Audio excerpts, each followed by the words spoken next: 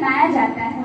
छठ पूजा एक ऐसा त्योहार है जो पूरे भारत भर में बड़े ही उत्साह, उमंग और खुशी के साथ मनाया जाता है। वैसे तो लोग उगते सूर्य को प्रणाम करते हैं, लेकिन छठ पूजा एक ऐसा अनोखा पर्व है जिसकी शुरुआत डूबते हुए सूर्य की अर्चना के साथ की जाती है। कार्तिक महीने की चतुर्थी से शुरू होकर सप्तमी तक चलने वाला यह पर्व 4 दिनों तक मनाया जाता है। अब हम जानते हैं छठ पूजा का महत्व। घर परिवार की सुख समृद्धि और आरोग्यता को बनाए रखने के लिए छठ पूजा का व्रत किया जाता है। इस व्रत का मुख्य उद्देश्य पति पत्नी, पुत्र, पौत्र सभी परिजनों के स्वास्थ्य की मंगल कामना करना है। आइए अब हम जानते हैं छठ पूजा की इतिहास, यानी कि छठ पूजा की कहानी। ये माना जाता है कि छठ पूजा एक ऐसा उत्सव है जिसका प्राचीन वेदों में स्पष्ट रूप से वर्णन किया गया है, क्योंकि यह पूजा के दौरान किए गए अनुष्ठान इस पूजा के अनुष्ठान किए गए दौरान ऋग्वेद के अनुष्ठानों के वर्णित है, जिसमें सूर्य की पूजा की जाती है।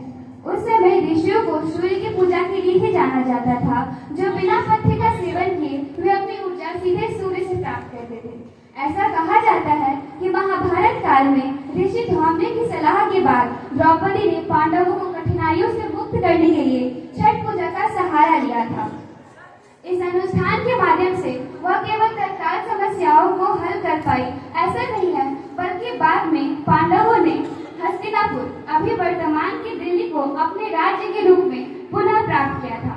ऐसा कहा जाता है कि कर्ण, सूर्य के पुत्र, कुरुक्षेत्र में महान युद्ध में पांडवों से लड़े थे। उन्होंने भी छठ व्रत का अनुष्ठान किया था। इस पूजा का एक अन्य महत्व भगवान श्री राम की कहानी से भी जुड़ा हुआ है। प्राचीन ग्रंथों के अनुसार प्रभु श्री राम और माता सीता ने उपवास किया था और 14 वर्ष के निर्वासन के बाद शुक्ल पक्ष में कार्तिक के महीने में छठ पूजा का व्रत किया था।